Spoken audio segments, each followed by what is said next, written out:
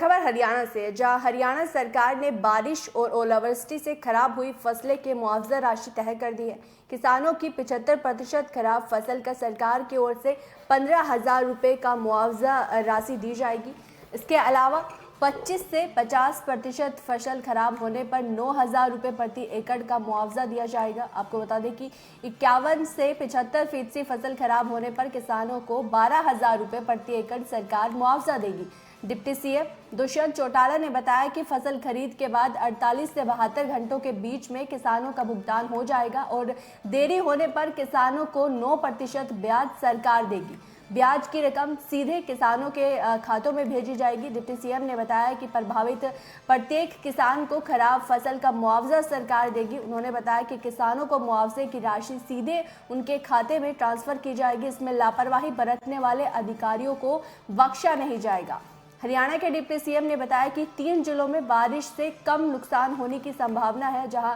दादरी, कैथल, महेंद्रगढ़, सोनीपत, जींद और रेवाड़ी जिलों में 1-1 लाख एकड़ फसल खराब होने का डाटा मिला है। उन्होंने बताया कि आज और कल के लिए ही क्षतिपूर्ति पोर्टल खुला रहेगा, इसलिए किसान अपनी फसल खराबी की रिपोर्ट जल्द पोर्टल पर अपलोड करें। जो अनसीजन रेनफॉल अभी पिछले 1-1.5 महीने में 3 अलग अलग चरणों में, एक फरवरी के माह के अंदर हुआ, उसके बाद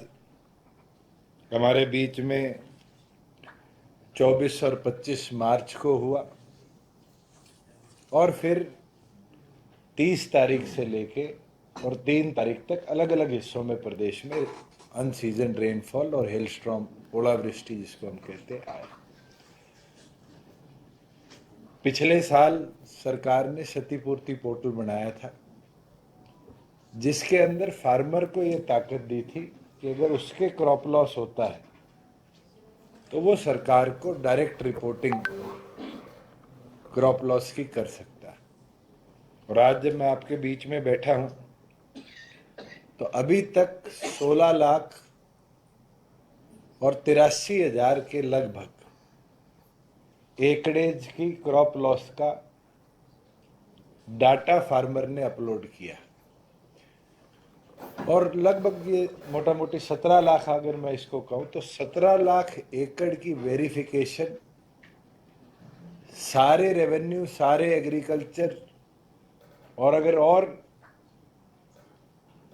गवर्नमेंट के ऑफिशियल्स भी हम लगाएं तो शायद 1 महीने में सर्वे करना प्रॉपरली इसका मुमकिन नहीं है। और दूसरी ओर पर सर्वे तो एक चीज है, किसान की कटाई शुरू होगी, और अब तक लगभग 1,65,000 मैट्रिक टन गेहूं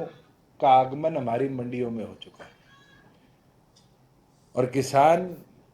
ये भी सोचता है कि आगे बारिश ना हो जाए तो वो अपनी फसल कटाई को भी गति दे रहा है। उस चीज को समझते हुए मैं 3 दिन पहले जब फील्ड में गया तो मेरे को एक पटवारी ने आके बोला कि जी हमारे पास इतना बड़ा सर्वे की मशीनरी नहीं है। तो कल सरकार ने ये निर्णय लिया है कि जहां रेवेन्यू ऑफिसर्स, चाहे वो पटवारी, कानूगो से लेकर डिप्टी कमिश्नर तक जो वेरिफिकेशन करेंगे, उनके साथ साथ, क्योंकि बारी बारी ये आरोप लगते पटवारी ने ठीक गिरदावरी नहीं करी, इस बार हमने 500 एकड़ जो क्षतिपूर्ति पोर्टल पे बने हैं उसके सर्वे के लिए गांव के ही पढ़े लिखे, जो कंप्यूटर व्यवस्था जानता हो, मोबाइल से जियो टैगिंग करके फोटो फार्मर की डाल दे, उस व्यवस्था को बनाने के लिए क्षतिपूर्ति सहायक की नियुक्ति के आदेश दे दिए हैं। एक क्षतिपूर्ति सहायक 500 एकड़ का सर्वे भी करेगा, बंटवारी का सहयोग भी करेगा,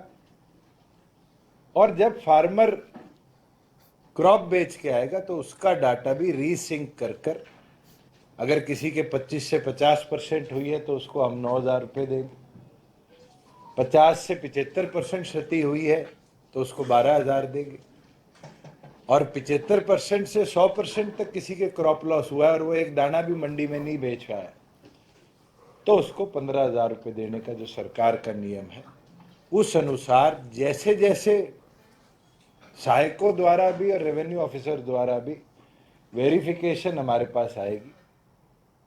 और खबर इटावा से है, जहां इटावा शहर के गल्ला मंडी स्थित सहकारी क्रय विक्रय केंद्र पर चल रहे समिति के चुनाव में धांधली के आरोप में जमकर नोकझोंक हुई। समाजवादी पार्टी के राष्ट्रीय महासचिव शिवपाल यादव और उनके बेटे आदित्य यादव ने आरोप लगाया कि हमारे कार्यकर्ताओं को मतदान से रोका जा रहा है, जबकि बीजेपी के